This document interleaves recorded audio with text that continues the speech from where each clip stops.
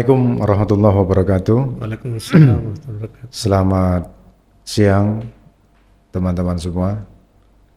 Selamat melaksanakan puasa. Pada hari ini kita kembali melaksanakan bincang-bincang di podcast Nasi Umat ini, dan pada kesempatan hari ini tamu sekaligus akan menjadi, sebetulnya kami sama-sama tamu dan sama-sama host ini. Pada hari ini kita bersama Bang Rizanul Arifin.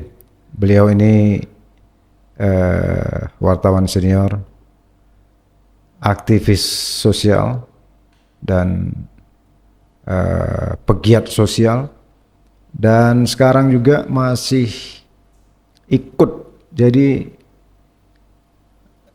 never ending kritis gitu. Jadi beliau ini kekritisannya nggak pernah hilang sepanjang yang kita ketahui sampai saat ini. Bahkan kami kemarin sama-sama ada di tim 7 namanya. Tim 7 itu adalah satu tim yang menggugat Lapangan Merdeka sejak masa Wali Kota Pak Zulmi Eldin ya, Bang Rizanul ya. Jadi sejak masa Pak Zulmi Eldin itu kita sudah mengkritisi Lapangan Merdeka dan kemudian menggugatnya agar Lapangan Merdeka itu betul-betul dijadikan cagar budaya. Dan beliau inilah sosoknya. Kami banyak belajar dari Bang Rizanul ini. Apa kabar Bang Rizanul? Alhamdulillah dan Assalamualaikum. Waalaikumsalam. Sehat kan Bang Rizanul? Alhamdulillah dan walaupun puasa kita tetap harus sehat. Alhamdulillah. Iya Bang, dunia politis, aktivis dan berbagai hal kita tahulah, Bang Rizanul ada di tengah-tengah itu semua. Dan hari ini kalau kami lihat selalu memberi pencerahan ya, memberi informasi kepada publik di Kota Medan ini. Setiap kita tengok postingan di Facebook muncullah informasi-informasi media dan analisis khas Bang Rizanul ya. Apa cerita ya? Apa cerita? Apa kira-kira bisa Bang ceritakan dengan apa cerita di lokal ini yang setiap hari tanpa lelah itu selalu dipublikasi dan dikomentari dan di tag ke teman-teman gitu untuk dibaca, untuk didiskusikan dan seterusnya. Jadi gimana ya Dan? Selagi matahari terbit ya, kita akan selalu melihat ada masalah. Sadar. Ya. Dan kalau masalah itu selalu kenanya ke bawah, kayaknya aku sebagai jurnalis tentu nggak boleh diam. Karena sepengetahuan aku ya, apapun hal yang mencederai rakyat itu harus dikritik. Kecuali pemerintah yang nggak mau dikritik. Tapi memang begitu pun kita kritik, ada aja masalah itu yang muncul, ya kan? Padahal pemerintah itu ada kan untuk rakyatnya, bukan gitu Dan? Betul. Nah kalau mereka nggak peduli sama rakyat, apa gunanya Dan? Itulah makanya tiap hari aku selalu yang aku tahu pun itu ya, aku keluarkanlah. Walaupun hanya cerita jalan becek, cerita segala macam, tapi itu kan bukan hanya satu pihak yang terlibat di dalam situ.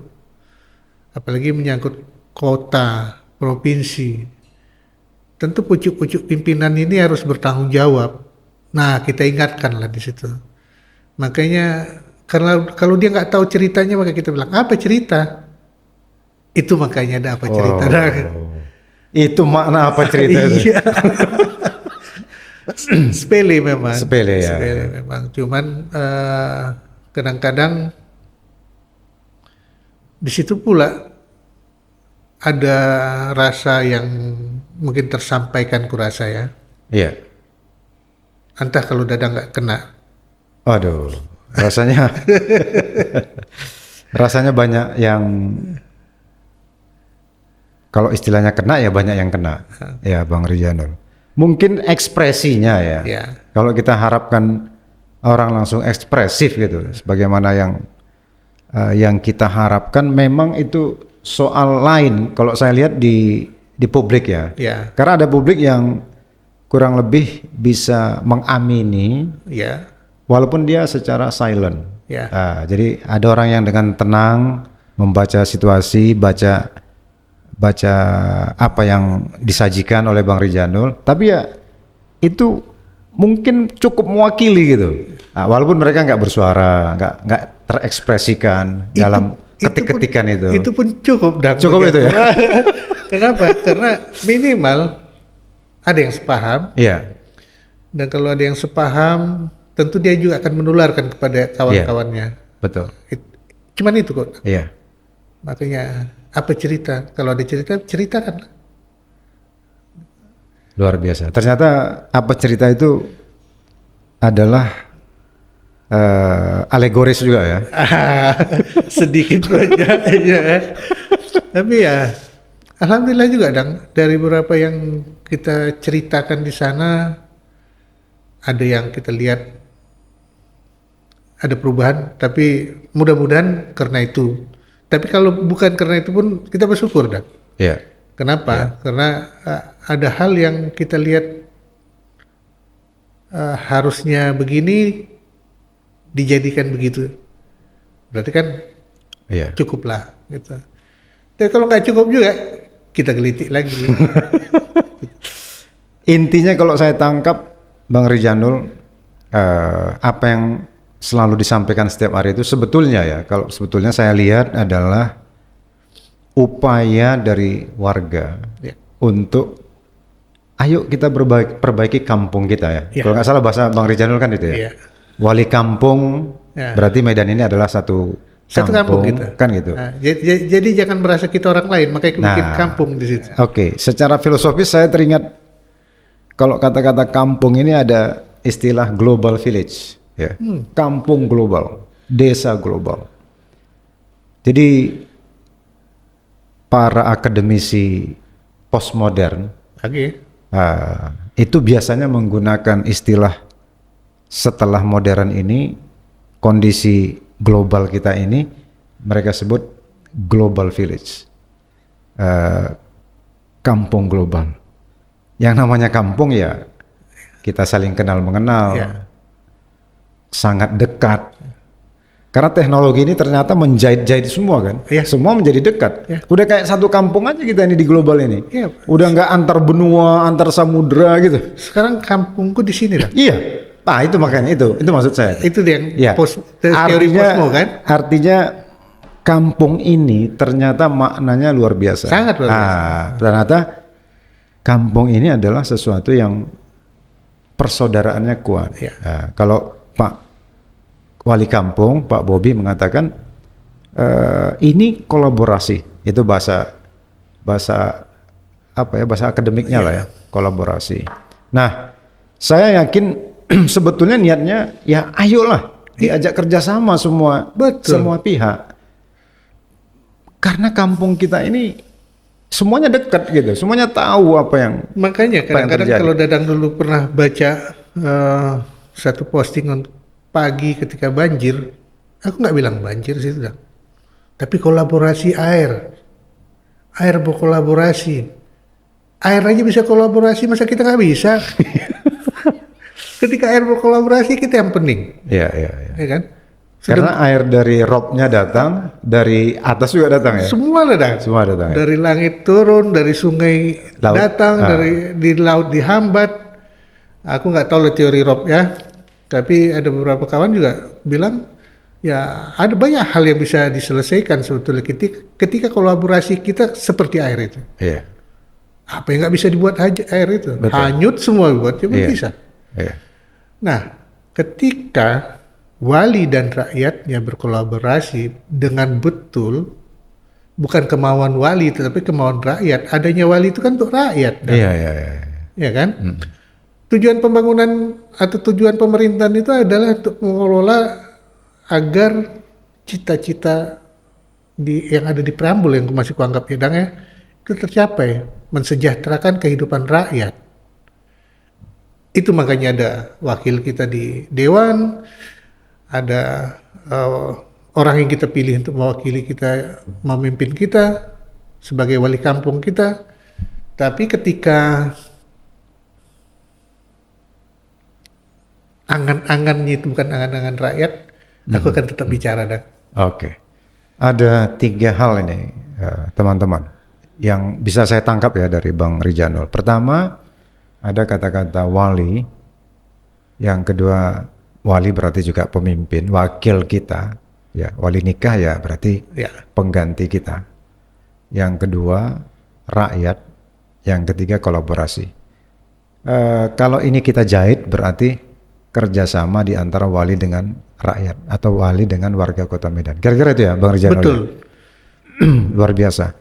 Dan saya yakin kalau harapan itu terwujud, mudah-mudahan Pak Wali pun tidak begitu pusing kan gitu. Nggak capek dia. Nggak capek ya? Kenapa? Gimana Bang? Karena apa yang dia kerjakan akan berterima sama rakyat. Sekarang rakyatnya mau nggak berkolaborasi sekarang? Oh, aku yakin kok. Kenapa?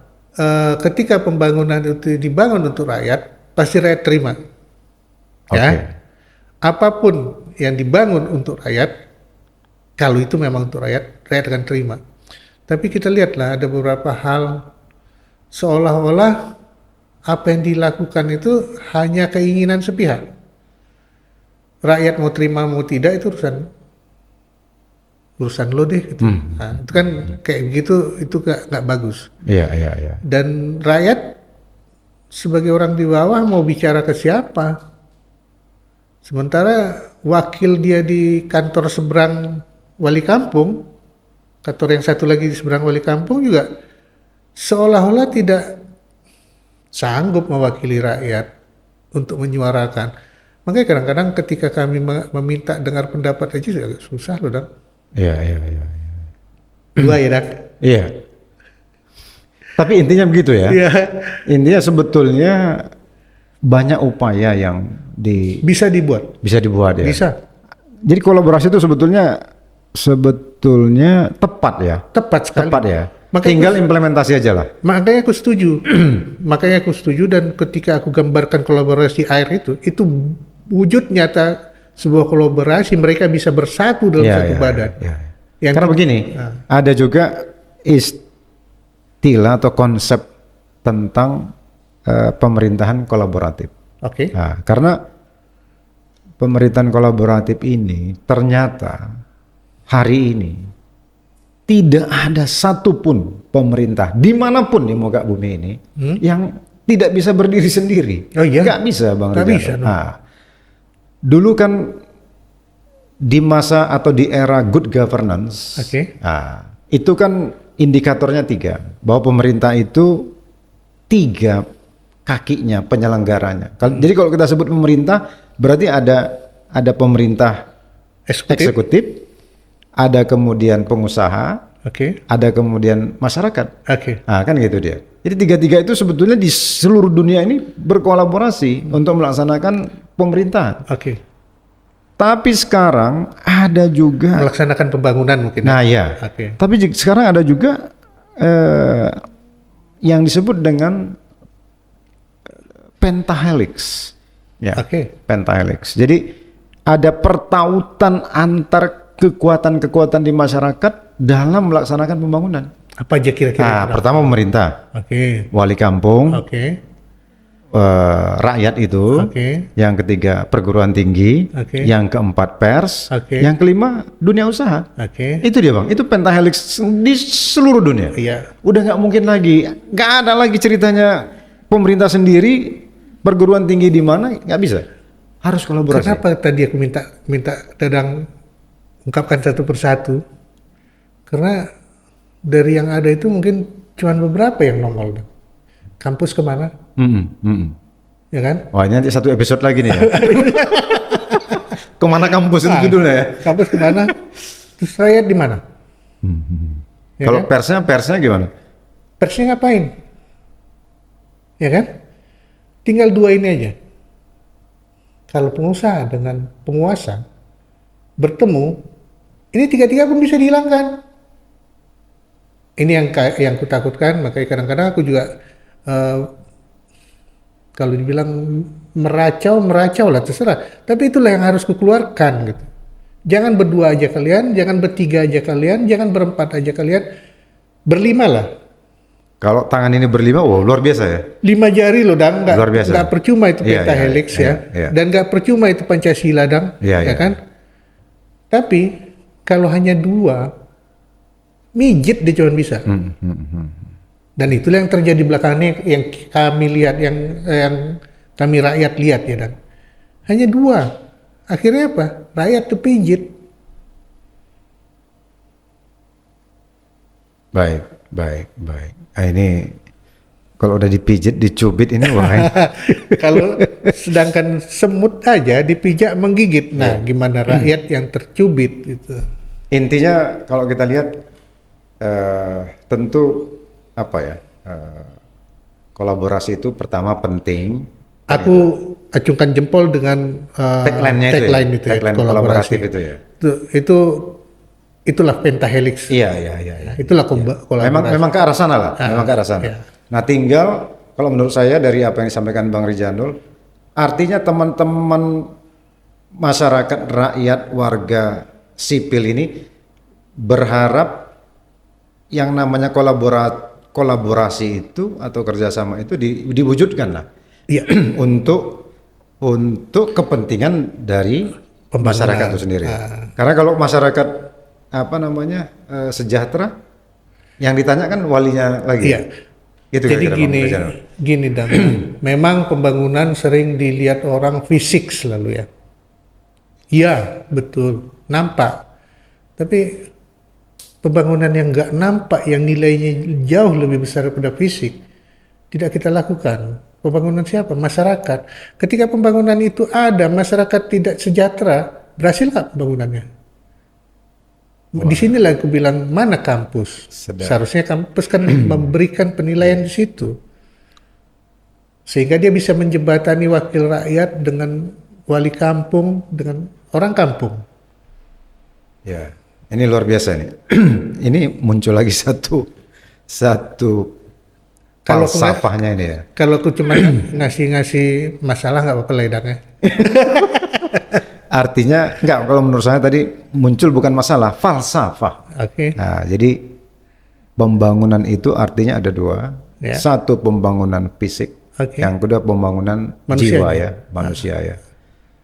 Karena saya ingat itu selalu saya sampaikan sebetulnya dalam beberapa kesempatan bahwa pembangunan itu termaktub di dalam lagu kebangsaan kita. Oh iya, bangunlah jiwanya. Nah, dan bangunlah badannya. Kalau badan itu kan fisiknya.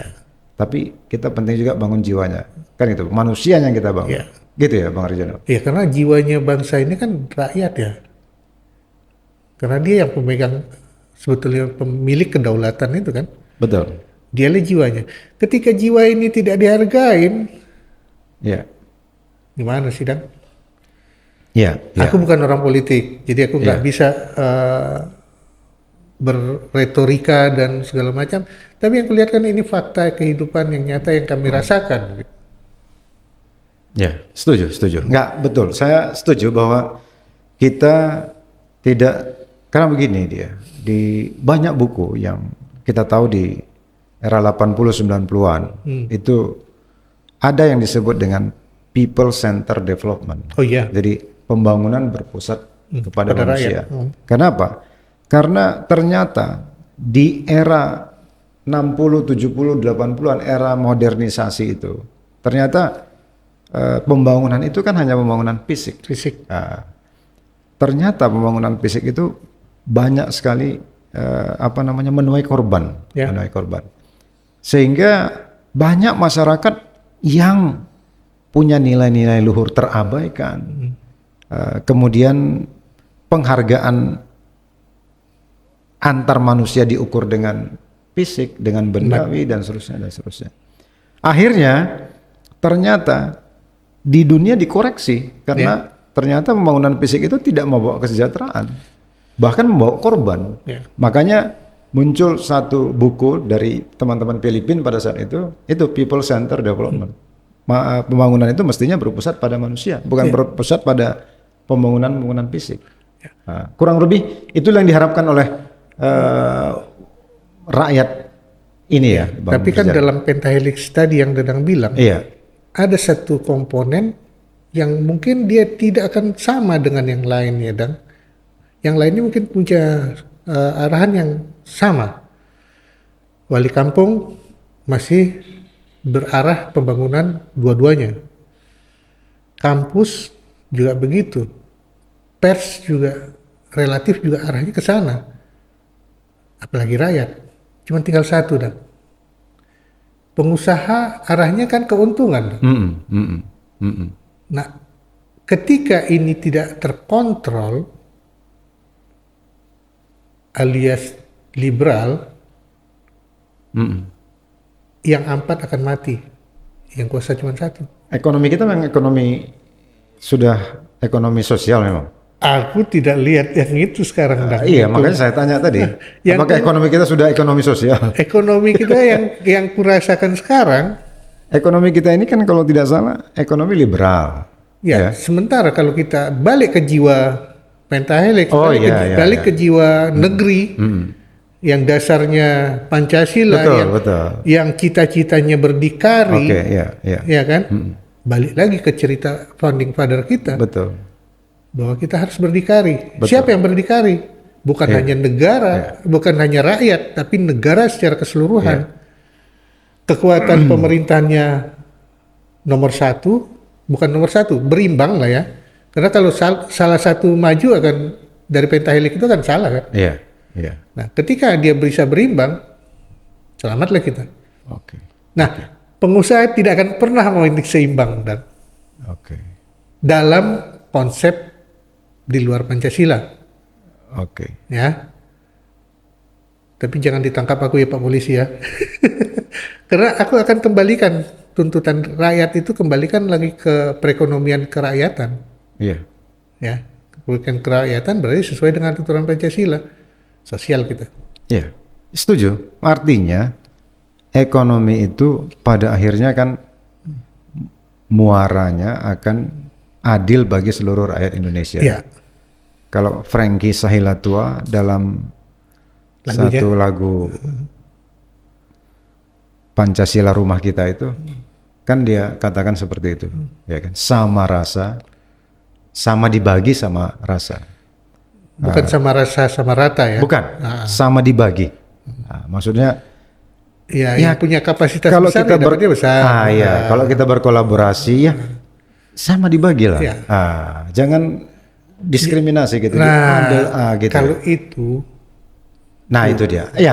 Maksudnya saya mau tangkap ke arah sana kan gitu, Bang Rizanul ya. Jadi sebetulnya harapan rakyat ini adalah bahwa kolaborasi ini betul-betul akan melahirkan keadilan yang lebih bisa dirasakan oleh warga. Makanya dari awal aku dengar tagline kolaborasi itu aku luar biasa sebetulnya. Kayak iklan sebuah rumah makan, 2 thumbs up.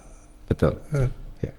Karena memang ada kata-kata itu, government kolaboratif itu kan, pemerintahan kolaborasi. Mudah-mudahan ya, mudah-mudahan setahun lagi ya, kalau jadi kita pemilu. Mudah-mudahan banyak hal yang bisa dikoreksi rakyat di momen ini. Baik, Bang Rizanul,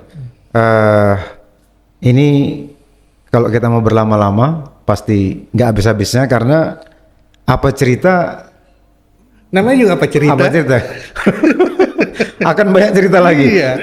Kita sambung lagi Bang Rizanul, apa cerita kita ini, ya kan? Tapi pertama yang mau kita simpulkan adalah bahwa cerita di balik apa cerita ini sebetulnya adalah upaya-upaya yang luar biasa sebetulnya dari masyarakat yang menginginkan kerjasama dari semua pihak, terutama Pak Wali kampung kita sendiri untuk bisa menyelesaikan lah berbagai soal yang ada di tengah-tengah kita. Tapi bukan teori postmole yang kupunya dan Bukan ya? Baik, Bang Rizanul, terima kasih atas bincang-bincang kita. Sama-sama. Bang. Next, abang juga lah ke depan yang jadi host juga ya kan? Insya Allah kalau memang dipercaya apapun demi mencerdaskan anak bangsa, Siap. why not? Siap bang. Baik, saya kira teman-teman demikianlah pertemuan kita pada hari ini, singkat tapi mudah-mudahan bermakna, ya. Amin. Bermakna, dan kita semua adalah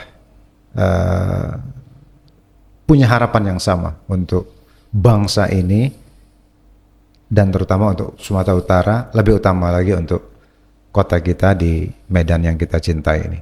Kami kira demikian. Billahi taufiq wal hidayah. Assalamualaikum warahmatullahi wabarakatuh. Waalaikumsalam warahmatullahi wabarakatuh.